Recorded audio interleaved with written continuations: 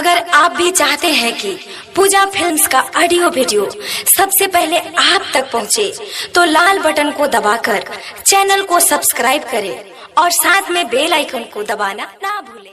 बोली बोली डमरू वाले बाबा की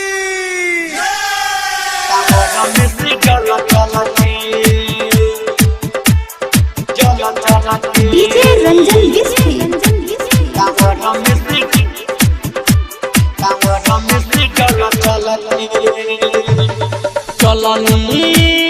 चलनी जल हम भर के कांवर में से जल छलके, कांवर में से जल छलके, पौआ में पड़ गइल झलके, कांवर में से जल छलके, कांवर में से जल छलके। चलनी जल हम भर के कांवर में से जल छलके, कांवर में से जल छलके, कांवर में से जल छलके। डीजे रंजन बिस्फी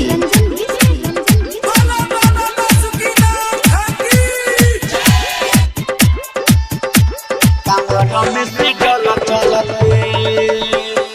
गिरवा पहिर के कलर लेके लभर आओ तानिए बाबा, सेवका पदाया बर शादी हो मैरिज करा दी यो करा से बाबा, गिरवा पहिर के कलर लेके लभर आओ तानिए बाबा, सेवका पदाया बर शादी हम मैरिज करा दी यो करा से बाबा। पावर बढ़ा दी हमरा बल के कांवर में से जल छलके, कांवर में से जल छलके, चल देनी जल हम भर के कांवर में से जल छलके, कांवर में से जल छलके, कांवर में से जल छलके। डीजे रंजन बिस्फी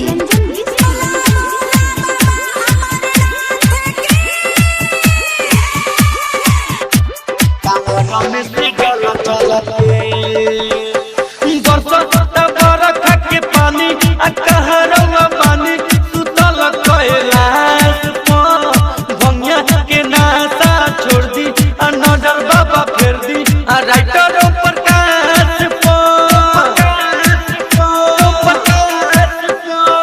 बरसता बरखा के पानी आ कहरवा पानी सुतल कैलाश पर, भंगिया के नासा छोड़ दी आ नजर बाबा फेर दी आ राइटर दिलीप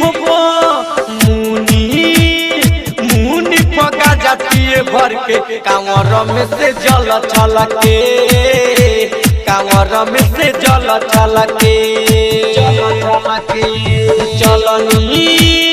चल देनी जल हम भर के कांवर में से जल छलके, कांवर में से जल छलके।